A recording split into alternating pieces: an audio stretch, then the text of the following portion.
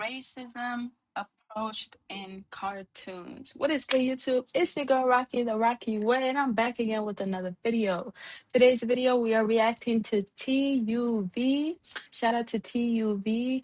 Racism approached in cartoons. Make sure you guys like, comment, subscribe to the channel. Y'all, I'm already at 83 subscribers. I'm almost at 100. I'm super, super excited. I appreciate every single one of y'all that have been subscribing and showing love and even just commenting.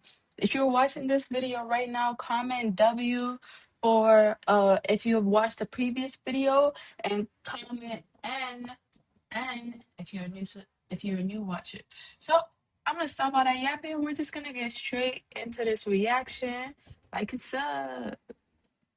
Shout out to TUV. TUV. Still working on, everything in between regarding the like just how the screen looks. So just give me some time, yeah. I'll figure it out. Kids' cartoons and TV shows tend to be a distraction from the real world, a different life you can access with the click of a button on a remote, and for that reason, they're fiction. But what about when they try to implement real-world problems and teach the kids watching a valuable lesson? Sometimes they go right, and other times they go extremely wrong. Whoa, that Steven Universe looks different. I don't think that's a regular. Oh my goodness. Holy macaroni. All right In the eyes then. of the audience. Hey Let's guys, start my name now. is Tuv, and today I Oh, bring you Tub. another I thought it cartoon-related was video. We TUV. actually I haven't thought it made one of these in a stood for while. In something. fact, it's been over a year. Anyway, today we'll be talking about We might check out another video depending on how this exactly one how goes. racism was approached in kids' cartoons and TV shows. Hey guys, welcome back to another video. That's right, third week in a row, regularly uploading. Let's go. Can we get a round of applause for the Tub channel? Yep, I'm being consistent. I'm gonna keep it up. Don't worry, guys. Today we're gonna be talking about cartoons. We've only done 2 videos in the past talking about them, so I'm glad I have an excuse to talk about more cartoons. If you guys have any suggestions on what cartoon-related videos I could make, please let me know in the comments below. Oh yeah, my song with Funeral came out, so if you want to go listen to that, it's over on Spotify, Apple Music, SoundCloud, and on my second channel. I perceive me, I some face and some little character on camera. And I know it's funny because I've been doing this for about a year now full time, so it's just a little bit weird timing. And I can also actually get really high quality on the mic because for this mic going like this, I hope season 1 episode 8. Your deodorant might be letting this. Oh my goodness, WAD. Make sure you guys go to masstemptations.store. Please help support my business at masstemptations.store. Here are the bottoms. These are just the black rhinestone. Make sure you guys go check it out. I'm gonna stop all that yapping. Show some love. All right. Static Shock aired on Kids WB in Okay, late Static Shock. I didn't really watch much. I definitely know this one, but I didn't really watch it like that. I just 2000. saw It ran it for 4 like seasons, and the show was a about little Virgil bit. Hawkins, a 14-year-old boy who contracted superpowers after exposure to a mutagen Yeah, I gas. remember. Those being Yeah. electromagnetic powers, which he would use for the sake of good under his alias Static. The show follows the adventure he and his best friend Richie Foley get into, which involved helping Dakota City for the greater good. It's your typical children's superhero show, to say the least. However, one thing the show was praised for was its approach to social issues. In season 1, episode 8, Sons of the Fathers, we get a look as to how the directors wanted to communicate that racism is not only a systemic, old-fashioned problem, but also that it's just wrong. The episode starts off with a group of villains known as the Metabreed invading the local mall and robbing innocent civilians. Then Static comes through to save the day, yada yada yada. You know, it's always funny when heroes wear an eye mask and still aren't recognized. Like, bro, do you even know your son's face or voice? Anyway, that's not the point. A little argument ensues between Richie and Virgil's sister, Sharon. She complains that he's there every day, so much so that he should be paying rent. Virgil defends him and says Richie is welcome to their home any day of the week. Shortly after this, time passes and Virgil says, you know what? My sister's right. We never hang out at your place. And Richie panics, looking for excuses, but doesn't have any. So they agree that on Friday, Virgil can spend the night. We also have a Metabreed subplot going on in the episode, which I'm not going to get too into. Friday night comes along, and Virgil and Richie are hanging out in his room, and it seems Richie planned to specifically invite Virgil when his dad wasn't home, and instead working a night shift. It seems the mom was also in on it too, but then the living room door opens, and it's revealed Mr. Foley is home early. Virgil says hi, and Mr. Foley ignores him. Then they have an awkward, quiet dinner. You know those awkward dinners where you only hear the forks clanking? I fucking hate those. I never have that because all of our family dinners are we're usually like it's usually on Sundays and we're sitting on the floor like it's really traditional. It's like African traditional moments. Virgil breaks the time. silence by telling Richie he brought a rap CD they can listen to. We do like eat on the table. We're all devouring our food. Like there's barely any time to be doing all that extra stuff. To later, and Mr. Foley intervenes, saying rap music is garbage and disrespectful. He also says it, quote, tears down everything guys like me built, insinuating, What you did he know, build? that he's a white man and people that listen to rap most likely aren't. Eventually, What did Virgil is he making his way build? to the back. What did he build? He works a 9 to 5. He's building for somebody. Like he didn't build anything. Bathroom through the hallway and overhears Mr. Foley talking to Richie's mother, saying, and I quote, and now I see why Richie acts like a hood, Maggie. That kid's a bad influence. All his kind are. It's bad No way. enough I gotta deal with them all day long. Now one of them's in my house. And as any normal human would, Wow. Virgil leaves. Shout out Richie for writing for his homeboy though, because he straight up calls his dad out for being racist and tells him he hates him. Well, you got what you wanted, Dad. My best friend's gone because of you and your stupid racism. I hate you! The day after, Virgil gets a phone call from Maggie, Richie's mom, explaining that Richie is missing. She also apologizes, and we can see that the only racist in the house is Mr. Foley. Then we get to see Richie get chased by an armadillo man and a wolf man. Oh, no, Okay, what? we also get to see Mr. Foley the asks hell? Virgil's father for help in a very obnoxious way. He says Richie never mentioned Virgil and his family were black. As annoyed as Mr. Hawkins is, he's still Well, willing to yeah, help track because down you're Richie. racist. Of course he didn't mention that. He found a good friend. He really likes his friend, and then he can't even bring him to the house because you're racist. Like, They have a discussion about what was said that previous night where Mr. Hawkins confronts Foley. He calls him an ignorant bigot that's blind to the world moving forward. He also says Richie doesn't like his own dad, and because of that, he'll never truly get to have a good relationship with his own son. Then he says, Richie ran away from you a long time ago, and who can blame him? Richie ran away from you a long time ago, Foley. And who can blame him? damn. I know we catching it. We're Okay, catching okay. it. Long story short, a fight breaks out between the villains and the dads, trying to save Richie, though are incapable of doing so. Then Static comes in to save the day, and Basically saying like he never. It's been a long Mr. time Foley since is they really extremely connected. grateful that his son was saved by, you know, a black superhero. The episode ends with Mr. Foley, Virgil, and Richie all heading to Comic-Con, and the father's attitude is noticeably different, treating Virgil as he would anyone else. I really like how the directors chose to make the dad being racist just as big a problem as supervillains, and they don't shove it in your face either. It was genuinely a good life lesson that was approached in a calmly and mature manner. I see why the It show really was heavily was. praised. Dwayne McDuffie, one of the two creators Okay. of the original Static Shock comics, focused heavily on giving minorities an important role in pieces of media. Fun fact, since we're talking about Static Shock, they actually had a gun PSA and a dyslexia PSA. In the dyslexia one, they tell kids to not be afraid to tell an adult if they're having trouble reading, and they're no less than anyone No, else. that's so true though. Like a lot of kids, like yeah, I teach kids, and a lot of times when they don't know, they'll just shut down. Some of them will be vocal and be like, I need help, like, can you help me? But a lot of them, if it's like math or English or like a regular subject, they'll shut down. They'll just not want to do it. They'll be like, oh, this is boring. But really, they just need help.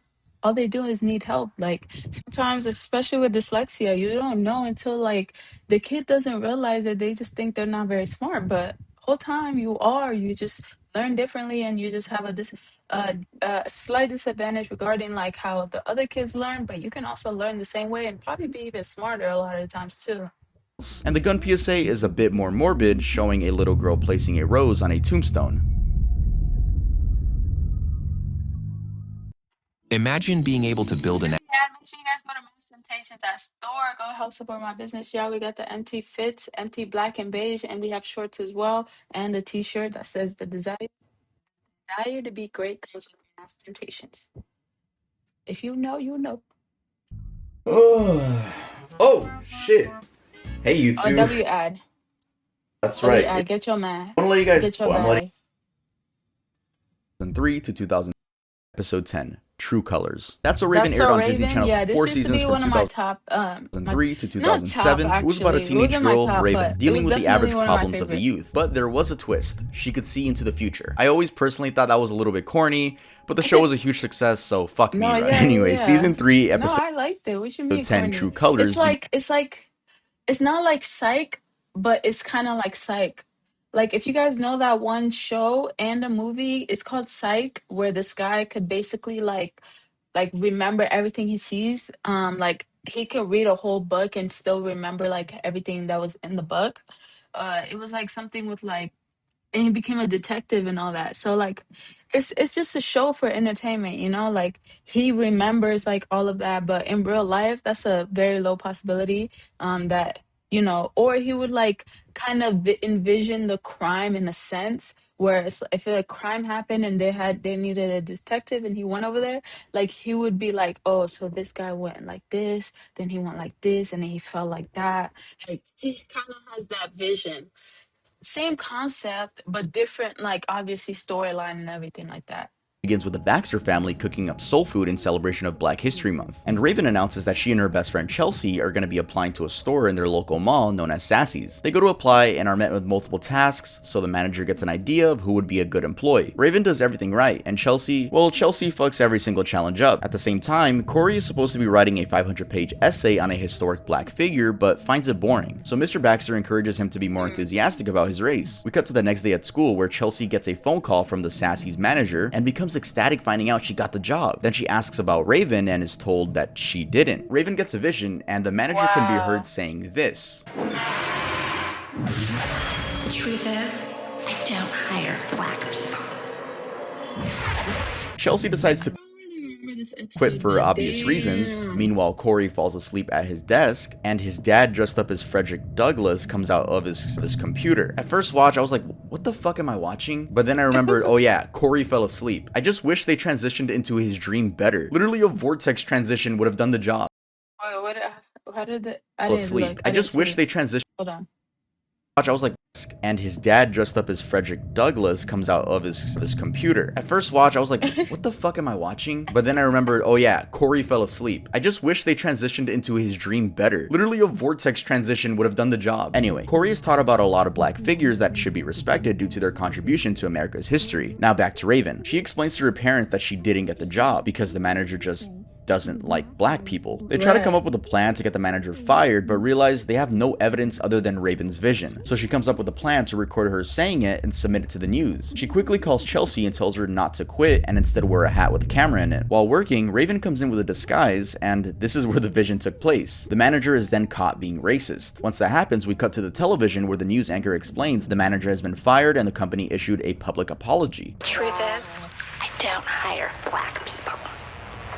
And Wow. And to be honest, I've been really blessed with like the jobs that I've had because it's mainly just like all I do is teach. I started off coaching, then I went into sales, then I still continue to coach, and then I moved on to like STEAM subjects, like teaching actually, like not teaching but instructing because I'm not a certified teacher. I'm not gonna say I'm a teacher, but I teach kids and I instruct kids because like I don't have the degree to be a teacher. So um I'm majoring in business finance. It had nothing to do with it.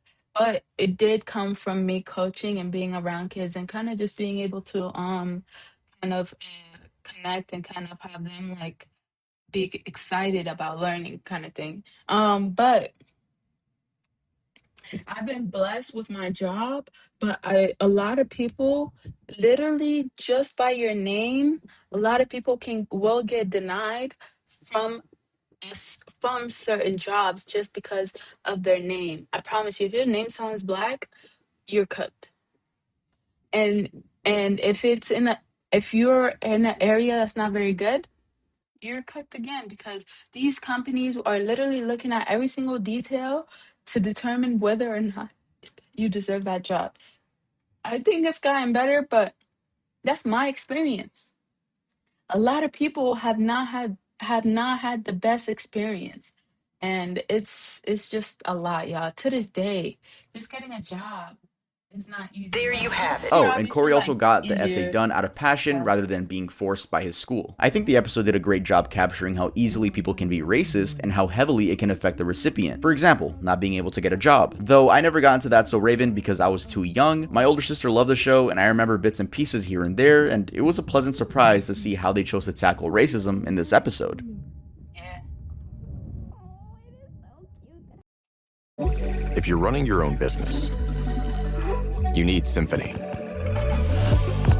Should you guys go to Mass Temptations? I'm so sorry we just lost that.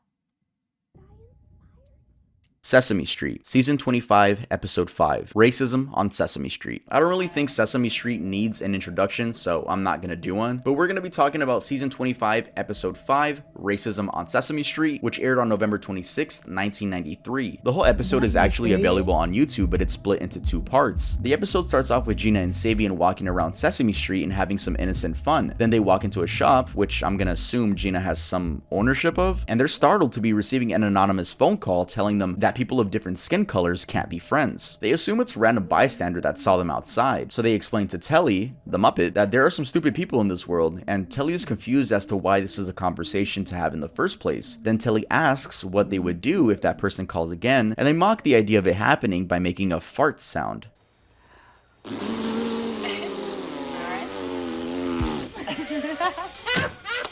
Yes! Yes! Remember, guys, this is a toddler. This isn't a cartoon. This is like a puppet show slash show, I guess. Show. Then the story moves on to a different It is for plot kids, revolving though. around Telly and his friend It Baby was, at Bear. least. Telly I is think telling Baby still Bear might about what be. happened, and again, they're both confused. And in kids show fashion, they sing a song about being best friends. It's pretty cute. The reason they're hanging out together is because they set up an information shop where they sell information about anything for 1 penny. Gina comes by and nothing really notable happens besides a monologue about a stereotype that girls should be more scared of things than boys. The episode ends with Gina and Savion looking at the Sesame Street apartments, wondering if the anonymous guy is watching them. So they decide to loudly sing the best friend song, hoping that the racist will see. You know, since this show is for smaller kids, I'd say they did a good job here. If it was for teens, it would have been a fail, but they made it so that the anonymous racist has no argument, which means we only get to see Telly's side of confusion and Gina and Savion's reasoning that it's just the product of bad people. During the year of 2020, Sesame Street continued to push the anti-racism agenda due to the problems going on at the time. The videos I watched were honestly pretty innocent and educational, which confused me on the amount of dislikes they got, though comments were disabled so I couldn't check out any opinions. I decided to go to the source of the video, which was CNN's Twitter, which has 11 million views, and I was able to gather a glimpse of the negative comments. This is why I'm gonna assume the videos talking about racism have dislikes, but I also found these wholesome images too. The Fresh Prince of Bel-Air, Season 1, Episode 6, Mistaken Identity. The Fresh Prince of Bel-Air aired from 1990 to 1996 on NBC and followed a street-smart teen played by Will Smith, whose name is Will Smith. I didn't grow up with this show, but I didn't know Will Smith played Will Smith in this show. Anyway, the show follows Will Smith and the troubles he gets Will Smith played Will Smith.